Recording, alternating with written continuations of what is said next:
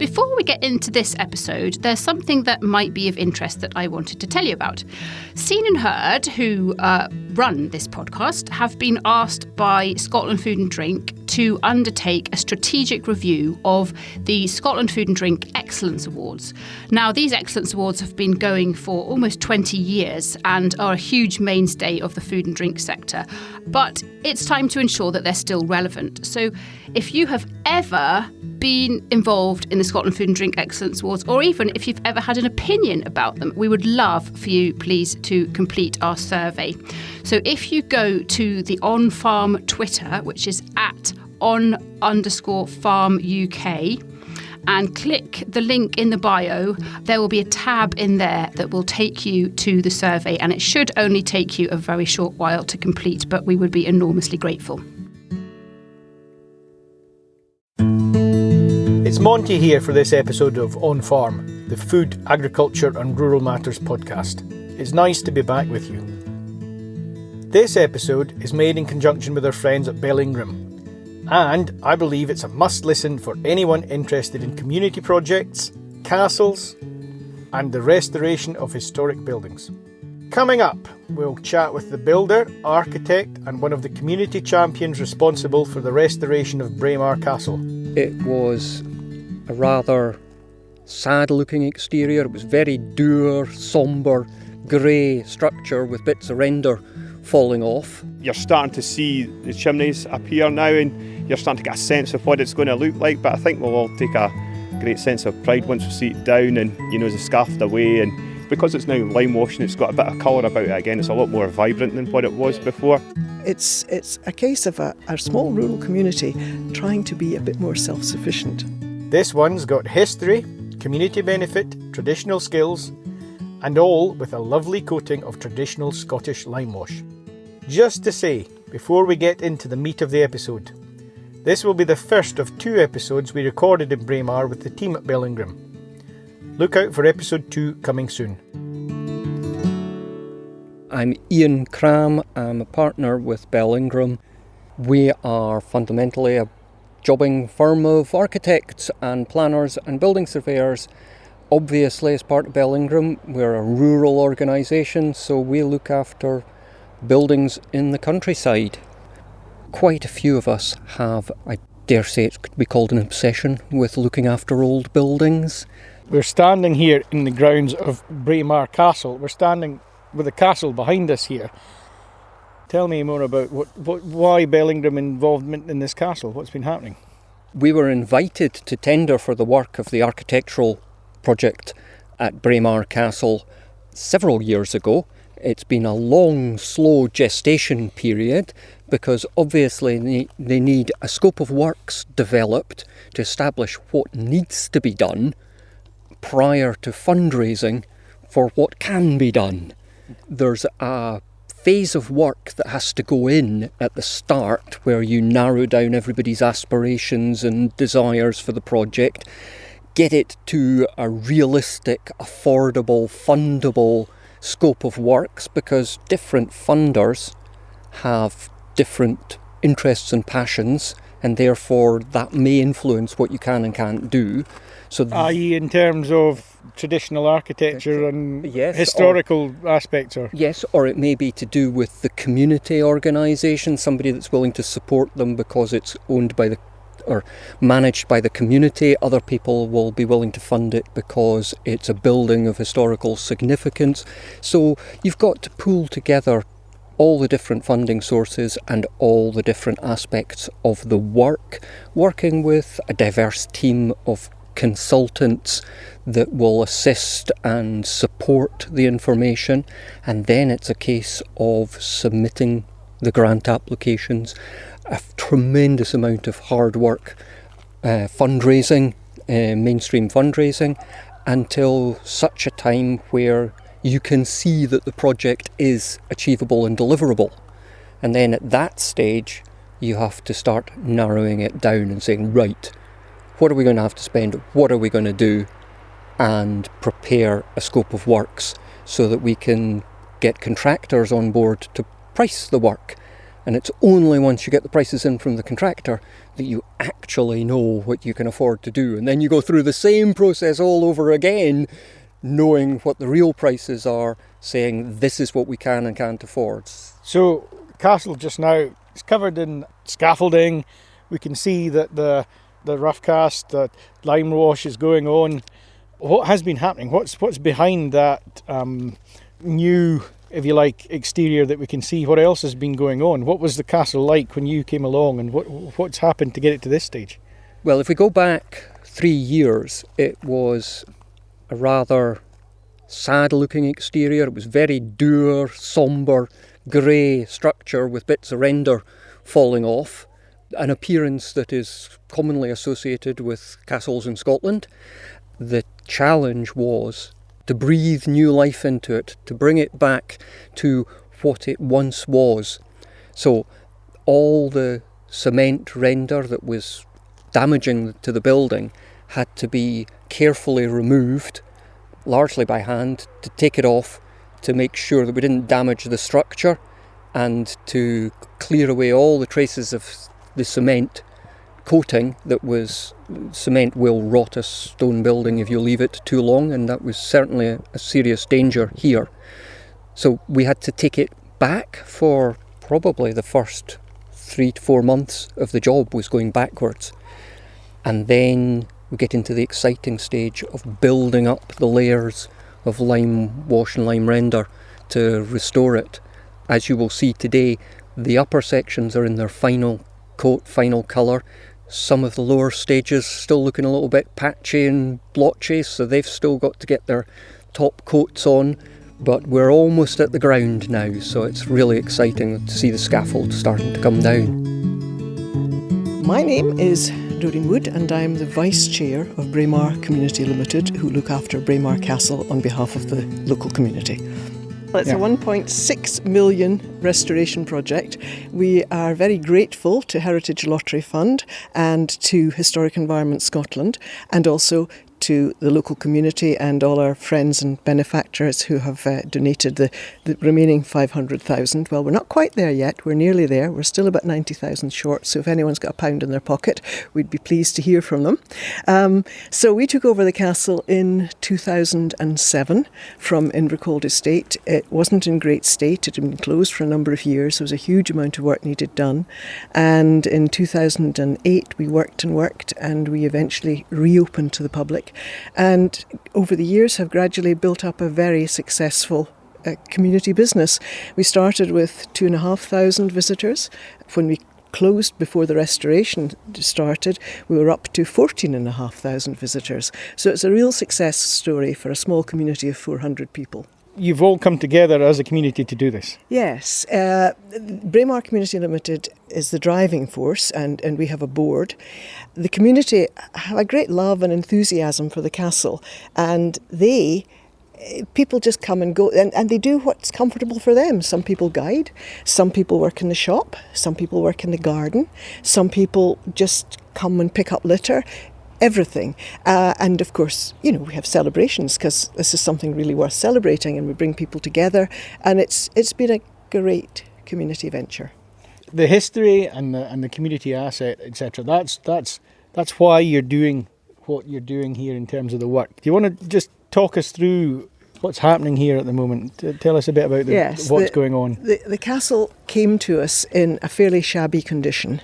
The harling was falling off. There were cracks in the curtain wall. It was broken. The roof was letting in water. So the first thing we did was we raised funding to have the roof repaired, which was the first 500,000 that we raised. So that was done a number of years ago, and we've been trying to build funding, but we will never have enough money on our own to actually do this sort of work. So we're incredibly grateful to our funders to allow us to do this. And there is work to be done inside the castle at the moment. We're repairing the electrics. We're doing the basic stuff, but we don't have enough money just to do everything we would like to do. But that'll come later, because once we reopen, hopefully the visitors will flow again and money will start flowing into the coffers, and we'll build up that fund. Braemar Community Ltd functions on behalf of the community to manage community projects. So the money doesn't go to Braemar Community Ltd, it goes to fund other projects in the village. For example, we had a hydro fund, a hydro scheme going at Corramulsey, which Braemar Community Ltd began, but it's now been set up as a separate enterprise, and it has community shareholders and feeds money back into the village. So it's a case of a small rural community trying to be a bit more self-sufficient. I like the idea of that, and it's, every rural community needs to look at, things that they can do for renewables and things that they can do for the greater good of the community. But you're so lucky with this flagship asset here to almost to kind of prime that. Has it been like that? Has it almost been like a sort of rallying point as well? Yes. to bring people, and then once you've got them together, it's like, we could do a hydro scheme, or we could do something else. Is that? Yeah, there is the castle is obviously an obvious thing for people to get stuck into. So it has been a rallying call for people. I mean, as I say, we're a tiny community, but we have on the castle, we've got 80 volunteers, which is extraordinary out of a community of 400. Yeah. Amazing. And before you had to close for this work, what was the sort of offering? What were people seeing? They were coming here to visit. What was, what's the inside? Wow. The castle has such an amazing layers and layers of history, as I say.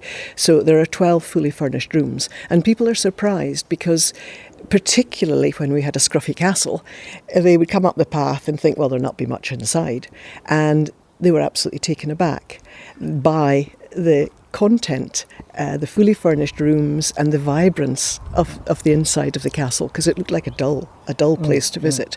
And then, of course, add on to that the incredible stories and layers of history that the castle has seen. And it just is an amazing asset for the community.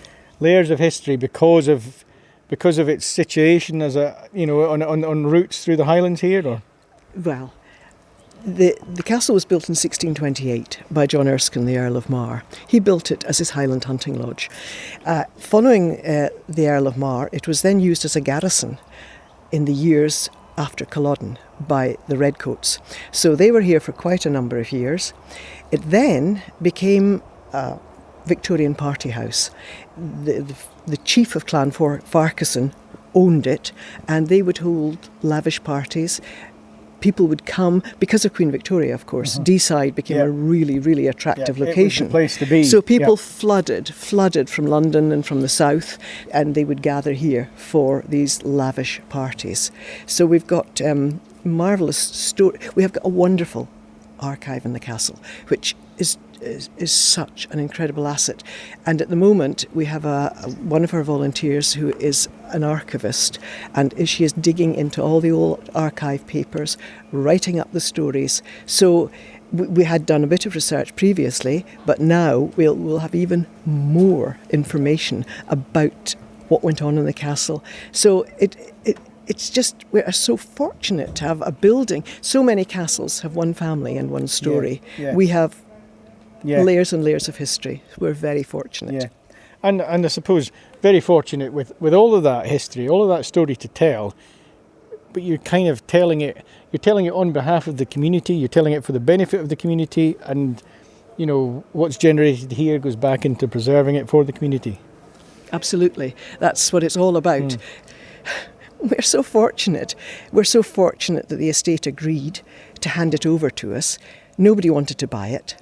We had a benefactor who prefers to remain anonymous, but the furniture was all going to be sold, and it was going to Sotheby's to be sold at auction.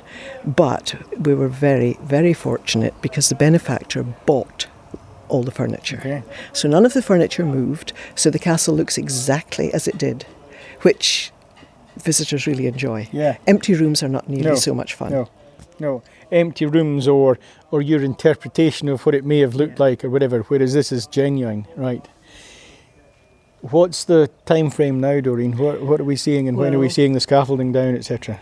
The plan is that we reopen the castle in August this year, but on a limited basis, and then next year we'll do a grand proper opening. But we've got systems to test. Obviously we're investing in new booking systems, new security system, everything. So there'll be a lot of testing going on this year, but we will reopen. But it's going to be incredibly exciting to see the scaffolding come down.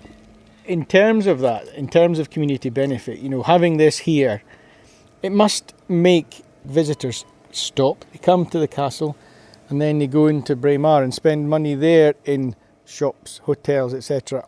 As opposed to, oh, isn't this pretty? I wonder where Balmoral is. I wonder where, and just keep going up the road. This is an anchor point to help people to stop here. Exactly. And we've improved the grounds as well. We've put in new paths. The old kitchen garden we will plant.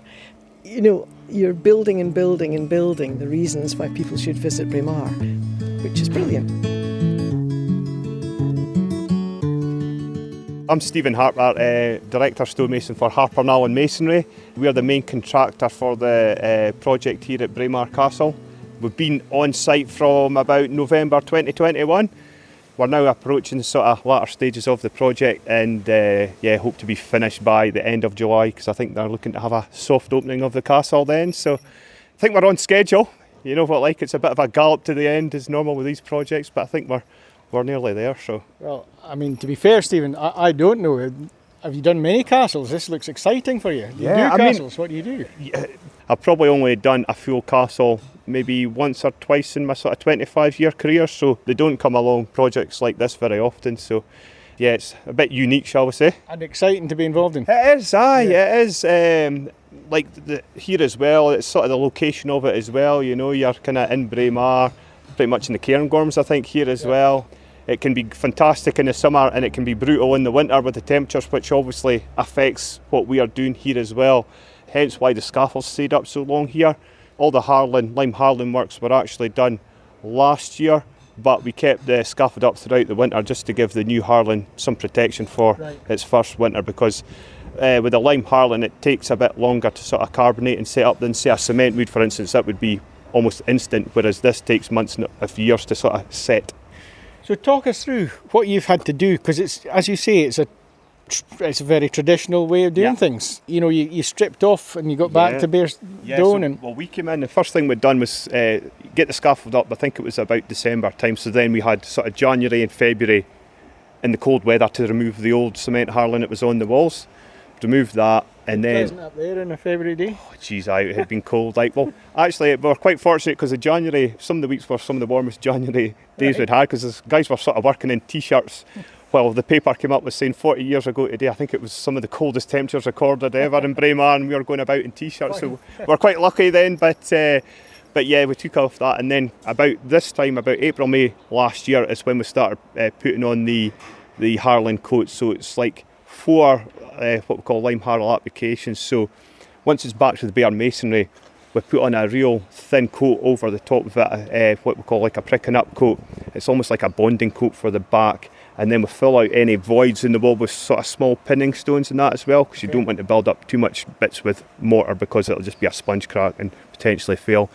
And then after that we do like a straightening coat and then a hand cast finish coat, which is the finish you see on the top surface. So it's all sort of done by hand, and then once we've done the 4 coat Harald application, then we put 6 coats of lime wash on the top, and lime wash is just watered down lime, and that's applied with brushes on the wall as well, and there's 6 coats of that with a slight, it's got pigment through it as well, give it its colour. That's the colour that you see on the top. So when you're talking about this and you're talking about, your 4 coats and your this and whatever, I mean, you're kind of, what you're really referring to is an age-old craft of doing that. Yeah. That's, apart from maybe, obviously we've maybe got the hoist to get things up the scaffold and that now, modern stuff, like they sort of, the process is very similar to what it would have been back in the day. That's correct, yes. Does that make you feel proud? It's not about just going and buying bags of cement that have come from wherever and what, no, it is. It's stonemasonry and projects like this, they're very self-satisfying, when you can see what everybody's done, we've all done as a team. It's very rewarding. and satisfying. And everything's sort of mixed by scratch. So over to your right here, you can sort of see we've got a sort of mixing area here. Yep. So we've got our sand underneath the tarpaulin there. We've got our chips for the final coat mix and that there. We've also got a couple of different limes that we use as well. So it's almost like the kitchen. You've got all your ingredients there, and that's where everything's cooked up. That's like the site kitchen, basically. Talk to us about that, because lime harling, a lot of our listeners are probably in older buildings, on farms, etc., etc. And lime harling is that's the way the Scottish buildings were finished. And it's the right way to do it. Is that right? Correct. Yes. Traditionally, buildings were built with sort of lime mortars, and it would have been lime kilns set up locally in the area where they would get pieces of limestone and burn it down to make mortars, etc. It wasn't until probably after around about the Second World War when cement was more mass produced, because they needed a lot of buildings put up very quickly. So that was when cement more came into use. And then they started using it for, say, like sort of repairing buildings like this and that as well. And it was probably not until maybe the 70s and 80s, after that sort of 20-30 year period, that they realised the damage that putting cement, non-breathable coatings on the external face of the building, the damage it was actually doing. So in the last sort of 15-20 years, we're trying to reverse that a bit by using lime mortars and that again, which are breathable and softer on the building. Because you've got old stone and you've got lime as the mortar. Yes. And it's a lot of these buildings. It's that's a busy A93, the tourist route that was beside here, and there's a procession of older cars there as well, I think. But it's not the conception. You might go into Aberdeen, for example, and the buildings are all lovely dressed granite. Yeah. But you come out into rural Scotland and a lot of buildings were just rubble stone, really, or fieldstone, isn't it? It's not exactly. It's whatever was at hand and local, because back when a lot of these places were built, you would just take from your nearest source. So a lot of the stone for here, for instance, a lot of the rubble stone would have just been sort of field stone. Or out the river. Exactly, just really locally sourced, so they wouldn't have to go far to sort of take it up to site. And so then when you build with that, it needs to be harled or something finished off. Basically, the harling is like an extra skin, an extra protective layer for the masonry on the outside face of the walls. It's just like a protective, because obviously here it's very exposed as well. We're sort of sat on top of a little bit of a hill here, and you've got the sort of glen coming down, so you're getting all the winds coming down the hill. So it's just harling is basically a sort of extra sort of weatherproof. To protect the building. And the lime mortar would get washed out or whatever otherwise, is that how? Yeah. And then water might penetrate through because you'll have your stones, and in between the stones you'll have your sort of bed mortar, etc. And with this being granite, if it was just, exposed granite, it put a lot of pressure on just that mortar joint, and then maybe eventually, with the amount of driven rain you have here, it would just wash out a bit, as you say, then make its way in. So this just gives it an extra kind of protective layer. So you've done it the right way. After the advent of modern cement, etc., people started cladding these buildings in cement, which is a disaster, is that? Yeah, it can be, because cement, it's not a flexible material, and these old buildings, they still move ever so slightly, but when you've got, say, a cement render on there, it can lead to a bit of movement, then a crack appears. And because the cement is so hard and dense and not breathable, moisture can get in through that crack, and it can get in behind, but once it goes in behind, it can't really come back out the way, so it tends to want to go in the way. So like here, they had a cement sort of harling on, and cracks, water getting in behind, and I think the humidity levels on the inside caused concern for the collections on the inside as well, because the humidity levels went up with So if you're not looking after the outside, you're letting basically moisture ingress, and it's ruining what's inside. I mean, these old buildings, especially when you've got collections and that in the outside, it's imperative that you sort of maintain the outside.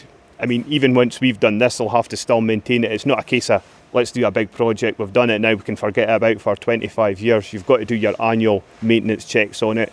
Stuff like making sure your gutters aren't blocked, because once a gutter blocks, that causes a lot of problems down below in that as well. So, how do you price for a job like this? Because there must be so much that you don't know until you get. There is. I mean, experience, There's a real builder sucking of teeth there, It's experience, and to be fair, I was quite lucky because I was involved with this project before it actually got tendered out for the main works here, and we've done quite a lot of trials on the castle. So we, cut out sections of the old Harlan just to sort of get an understanding of the substrate behind it, and then we've done trials with the mixes and that as well. So when it came to pricing it, everybody had the same information, and we had an idea of what the project was going to be. But these old buildings, there's always surprises. You can do your best investigation works beforehand, but there's always stuff that once a scaffold's up there, you've got good up and close access. You always seem to find. Did you find anything? Did you find any horror stories or interesting things, or oh God, we better sort that before we go any further type moments? I wouldn't say horror stories. There's things like the roof on the west elevation. It wasn't down for being stripped and reslated, but once we got a closer look, it was in quite a bad state, so that had to be stripped and reslated. But apart from that, no, nothing to lose sleep over anyway, I don't think. Not for me personally anyway. Relatively straightforward. Yeah.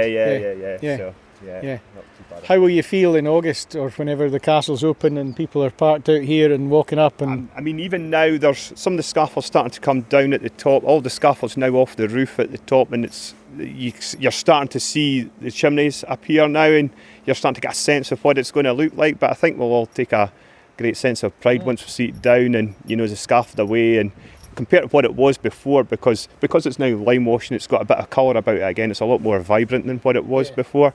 Because drab grey, is it? It was sort of cement, so it wasn't coloured. It was just really dark and shall I say depressing looking. But now it'll be a lot more vibrant, and it'll be quite a thing on the landscape now. So I'm sure you'll come and visit. I will do. Yes, I will do. No, as I say, I'm looking forward to coming along once it's all done, because we've still got a bit of groundworks to do round about the grounds. Because you see all these new paths coming up. That's all newly put in as well. But this area we're standing in here was the old sort of like a car park, but this is all getting resurfaced and that with gravel and that, and there's stuff to do around the back there too. So there's a little bit to do, and then we'll look forward to it being done. Good. We better stop hindering the man. He's got a lot to do. You're a bit crack on. Brilliant. Thank you very much, guys. Thank you. Yeah. It's about rural communities looking at what's on their doorstep and how they can make more of it to attract that tourist pound. And the last thing you want to be is just a highway passing Absolutely. through. It's about visitor management as well. It's about creating car parks, places for people to park comfortably so they don't annoy the locals. It's about being welcoming, which is really important. And there's a lot of space around Braemar. Yeah. There really is plenty of room for everybody, for all these interests, the walkers, the historic buffs, all of that. There's plenty of space for everybody, but it does have to be managed, and the community are trying to do that. Doreen, to what extent is this a model for other rural communities around Scotland? We've been hearing a lot about community buyouts of assets, whether that's the Isle of Egg or Langham or those kinds of places. Have you got people ringing you up and saying, how did you do that? Not yet, but we were, I believe, the first castle to be taken over by a local community. It's an amazing opportunity for a community, but maybe not every community would want to do it. But there's been a real enthusiasm. Yeah, but look at what it's cost you. Financially, the hard work. Did you tell me 1.6 million? 1.6 million, yeah. Plus, you've still got more to come, or more to try and come. Maybe not every community can even have the courage to do that. And it is. And of course there were naysayers in the community. Of course there were naysayers, because what are you taking on that for? Of course. Where are you going to get that money from? Absolutely. But everyone now, I think, are really, really appreciative of what's happened and how it's all worked out, because it is a great asset for the village.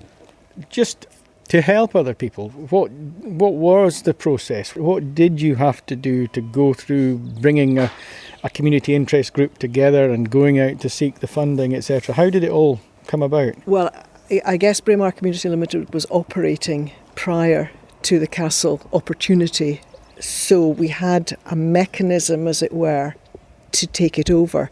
And Bill Marshall, who's now dead, he was the founder member of Braemar Community Ltd, and it was Bill who actually worked it through with the Farquharsons of Invercold that we would take on the castle, which was a very brave thing to do. But he shared it with the community and said, will we do it? And there was an enthusiasm. So the decision was made, and here we are. And then to then go out, I mean, where do you start? You've got this asset, but at the end of the day, if the roof's falling in and the harling's falling off and it's a danger, etc., it's not an asset, it's a liability. So where do you start? Where do you go to find funding, etc.? Well, it's been hard work, right through, constantly filling in funding applications. That's just all part of it. And, the money has trickled in over the years, but for this project, because the project is funded by Heritage Lottery, and part of that is the education element, so we have got to provide educational experiences as part of the project. So they've been really, really supportive in everything that we've done. So it's been really helpful to have an organisation like that, as well as Historic Scotland, obviously, behind us. So, for other communities that are looking at bodies like that, you've got some expertise now in how to go about it. Maybe pick up the phone and speak to you. Yeah, we would really, we would be very, very happy to share our experiences with anyone. Yeah. It's a massive achievement, the experiences, and then to raise that money to do this. Yeah. You have to take your hat. I have to take your hat off, and I hope other communities listening to this, we might think, actually, A, I'm inspired, but B, there's a body that we could speak to. Absolutely. How does it make you feel standing here watching the work progressing? Well, it's fantastic. My mum came from Aberdeen, and she married my dad, who came from Braemar. And when she first came to the village, she worked as a cook in the castle. But the castle, growing up in the village, the castle was nothing to do with us Gov. It really wasn't, because it belonged to the Farquharsons of Invercold. It was used as a private house, nothing to do with us. And I think, oh my goodness me, my mum would be so thrilled to see how it has progressed and changed, and how the community are now looking after the castle. So that's fabulous. And now you've got, all the hard work that's gone into it. You've got a structurally sound, wind and watertight, safe building. Yes, and it looks splendid. Get that scaffolding down and it's going to look fantastic. Yes, and there's also a new interpretation centre to go in between the curtain wall and the castle itself. So that's going to be a fantastic new resource for the team presenting the castle to the public. I use the phrase curtain wall. It's a strange one. It catches people out. We now think of curtain walling as being what you put on office blocks, but traditionally a curtain wall is the battlement wall round the outside of the castle. There's very few in Scotland with intact battlement walls around the tower. You see these lone towers standing in the countryside, but the battlement walls are relatively rare to be so complete in Scotland. So it's a wonderful feature. If you go on holiday to the north of Spain, south of France, you see dozens of castles with these zigzag walls round the outside. This is a bit of that in Scotland. It's quite special then. So what? Just on that, why is the wall still standing? Because it's an active fortification. The Hanoverian army set themselves up and restored the castle. It was burnt down during the various Jacobite uprisings and battles, and the castle was put to the torch and burned down, and the whole upper section of the castle was lost. And it was the Hanoverian army being stationed there that rebuilt it and saved it for us. We wouldn't be there today. It would just be another lump of stone in the countryside. So other castles that don't have the wall, don't have that, is because it's all falling into disrepair, and then it wasn't needed, whereas that was needed as a barracks, basically. Yes, it's on a core junction in Highland life, that the road running east to west meeting the road that runs north up through Glen Shee was a key junction, And although the castle is 400 years old, almost, there is almost certain to have been a defensive structure on that mound for many years before that. It's a key location, and given the infrastructure that was being built around that time in terms of roads around Scotland, military roads primarily, then that was a good spot to have a castle. And rather than start from scratch, why not use one that's half built? You're very kind of knowledgeable about all of this. This has been apart from the, professionally and the architectural part of it, being involved in this has obviously been very interesting for you personally. Oh, I am fascinated by it. I came late to the project. Susan Burness is our project architect for the job, and along with Ian Davidson did all the background research. I just get to read about it, which is fascinating because it's always lovely to read about something that you're actually engaged and working on. It brings history to life when you actually get to read a bit of history, slot it together with your general knowledge of the Jacobite rebellions, and you think, oh, so that slots into that battle, and Bonnie Dundee comes into the story, and you think, oh yes, I know a little bit about that, and suddenly one project you work on brings all these strands together over a life of 400 years. It has to intersect with various different stories in Scottish histories. And with all that history and all that going on here at Braemar, no wonder it's important to save it. No wonder it's going to be an attraction for visitors. It's going to look fantastic, but what an attraction, and what a place to tell some story of Scotland. Yes, well, we're very lucky. The building, although it desperately needed repaired, it had never been neglected completely, or not for many years. It was in comparatively good order, and therefore we are just preserving it. There's restoration work, yes, with the render, but it's more about preserving it, making sure that it'll last another 100 years, not dragging it back from the brink. We deal with buildings on the at-risk register, and that's a whole different scale of work.